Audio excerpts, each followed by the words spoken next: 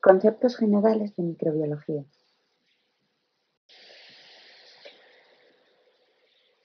La microbiología comprende el estudio de los microorganismos. Estos están constituidos por un amplio grupo, y a la vez muy diverso, de seres vivos de pequeño tamaño que pueden presentársenos como células individuales o como agrupaciones de células que se comportan de manera individual. La microbiología se ocupa fundamentalmente de 6 grupos de microorganismos: las bacterias, los hongos, los protozoos, los helmintos o gusanos, los virus y las algas.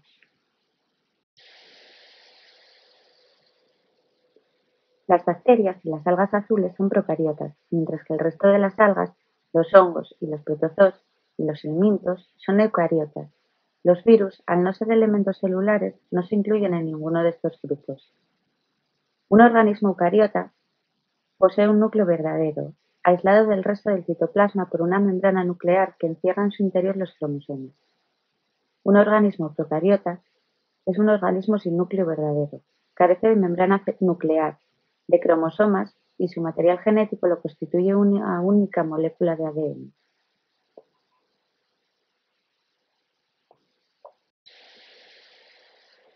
La célula bacteriana está constituida por varios componentes. El genoma está constituido por un solo cromosoma que consta de una sola molécula de ADN, desprovista de membrana nuclear envolvente. Es muy frecuente en las bacterias la presencia de una o varias moléculas de ADN, mucho menores que el cromosoma e independientes del mismo, llamados plásmidos. El citoplasma es muy rico en ribosomas, de mayor tamaño que el de las células eucariotas y muy pobre en orgánulos. Las envolturas bacterianas son muy importantes y complejas. De fuera a dentro se encuentran la cápsula, el glicocáliz y a continuación la pared, que confiere a la bacteria su tamaño y su forma característica. Por último está la membrana plasmática, que rodea el citoplasma. Hay una serie de estructuras que no son fijas en todas las bacterias, como la cápsula, el glicocáliz, los gránulos de inclusión, las endosporas, los apéndices móviles o flagelos, el pelo sexual o pilo, etc. La pared celular es una estructura fuerte y rígida de la bacteria que la protege y sirve de sostén para las partes más débiles. Las bacterias gram positivas y las gram negativas difieren considerablemente en el espesor de sus paredes celulares. En las gram negativas poseen una gran pared delgada, emparedada entre la membrana celular y la capa externa compuesta por lipopolisacáridos y proteínas. Las gram positivas tienen una pared celular mucho más gruesa y carece de la capa externa de lipopolisacáridos. En cuanto a la membrana plasmática, la forman 2 o 3 capas, según el tipo de bacterias, pudiendo verse al microscopio electrónico. Su estructura es una doble capa de proteínas en la que hay una doble capa de fosfolípidos, con grupos hidrofílicos y hidrófobos. Los grupos hidrófobos se orientan entre sí y los hidrofílicos hacia la superficie. Las funciones son las de permitir el intercambio de sustancias, ayudan también a la función respiratoria y poseen enzimas que realizan gran parte de las vías metabólicas y energéticas. En cuanto al citoplasma, sus componentes entran en él, bien como nutrientes tomados del medio o bien como materiales sintetizados a partir de otros constituyentes de la célula. Su composición no es homogénea. La región nuclear comprende el núcleo de las bacterias, que no posee membranas. Es una región más o menos densa, que está formada por ADN, formado por 2 cadenas complementarias unas de otras, debido al apareamiento específico de las bases nitrogenadas que lo componen.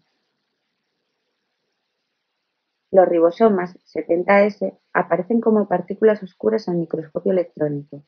Están constituidos por ácido ribonucleico en un 60% y por proteínas en un 40%. Su función más importante es la de la síntesis proteica.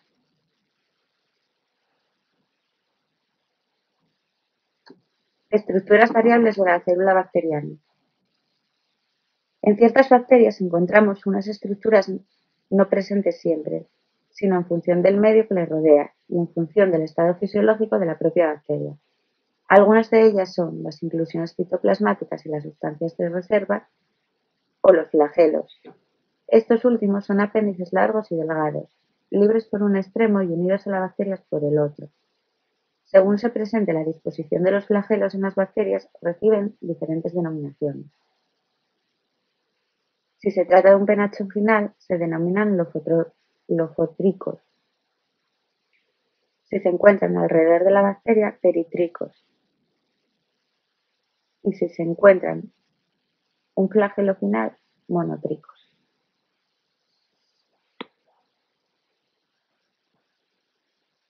Por otro lado, la cápsula bacteriana.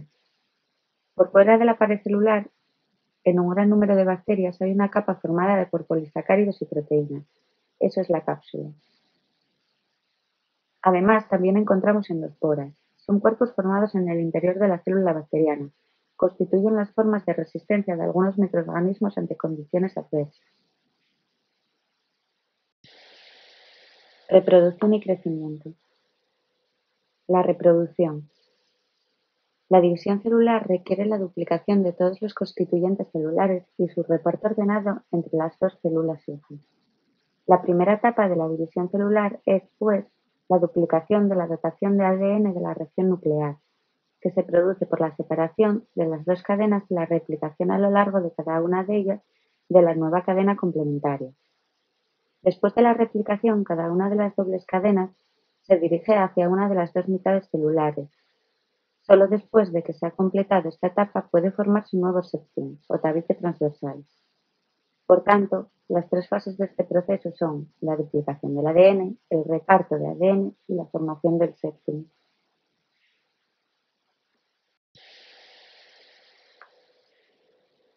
En cuanto al crecimiento bacteriano, es el aumento ordenado de todos los componentes celulares. Si un microorganismo se incuba, empieza a multiplicarse y este crece en progresión geométrica de forma exponencial.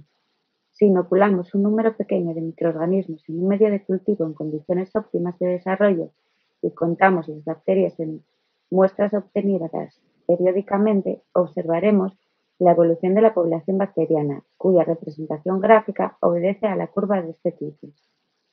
El crecimiento observado en esta curva no es constante, porque influyen ciertos factores, como por ejemplo el agotamiento de sustancias nutritivas, la acumulación de sustancias tóxicas, el descenso del pH o el agotamiento de oxígeno. En esta curva de población bacteriana observamos las siguientes fases. La fase lag, que es la adaptación al nuevo medio. El número de microorganismos no aumenta, incluso a veces disminuye por no adaptarse al medio. Los microorganismos tienen gran actividad metabólica. En la fase log o exponencial, el ritmo de multiplicación es constante. Cada X tiempo el microorganismo se duplica y así sucesivamente. En esta fase aumenta de forma importante la población bacteriana. Tras esta fase encontramos la fase estacionaria, que se caracteriza porque el número de microorganismos es constante. Se presupone que no crecen más en esta fase por la teoría del espacio vital. Tras esta fase encontramos la fase muerte. En esta fase sigue la curva de tipo exponencial. Se caracteriza porque cada intervalo de tiempo mueren la mitad de microorganismos que tenemos. En esta fase vemos que disminuye el número de microorganismos, pero no llegan a exterminarse debido a que se origina una población muy heterogénea que presenta resistencia a los agentes externos.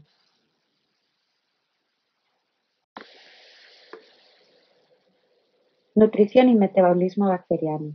El proceso de nutrición es un fenómeno por el cual la célula se abastece de los elementos necesarios para sus funciones vitales. Prácticamente cualquier sustancia puede servir de nutriente a un tipo u otro de microorganismo.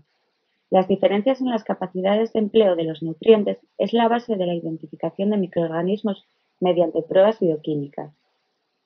Los nutrientes pueden atravesar la membrana celular mediante varios procesos: la absorción pasiva mediante ósmosis y difusión, el transporte activo catalizado por permeasas y que requiere energía, y otros procesos como la pinocitosis y la fagocitosis.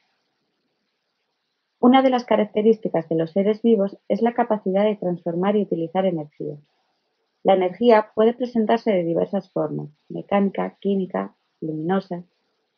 La fuente primaria de la energía para muchos microorganismos es la energía química liberada de los compuestos orgánicos o inorgánicos cuando son oxidados. En función del mecanismo de nutrición podemos distinguir distintos tipos de seres vivos en general y bacterias en particular. Encontramos entonces organismos autótrofos fotosintéticos y quimiosintéticos cuyo sustrato oxidable son sustancias inorgánicas.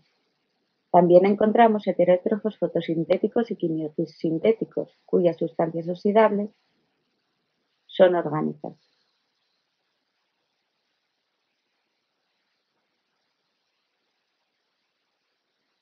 Además, hay reacciones energéticas en el metabolismo bacteriano como son la fermentación, la respiración aeróbica y la anaeróbica. En cuanto a la fermentación, es un proceso catabólico de oxidación incompleta, totalmente anaeróbico. El producto final es un compuesto orgánico. Estos productos finales son los que caracterizan los diversos tipos de fermentaciones.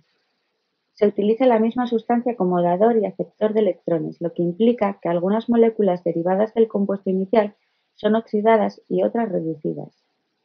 El resultado es dos moléculas de ATP, dos moléculas de etanol en la fermentación alcohólica y dos de CO2.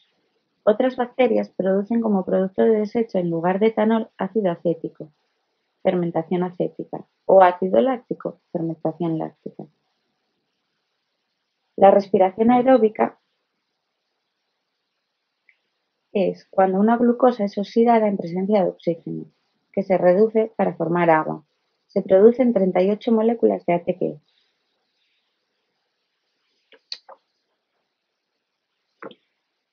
En la respiración anaeróbica se oxidan compuestos orgánicos y otros compuestos en el que el aceptor terminal de electrones no es oxígeno, sino una molécula inorgánica distinta al oxígeno. Se genera menos energía en este metabolismo que en la respiración aeróbica convencional.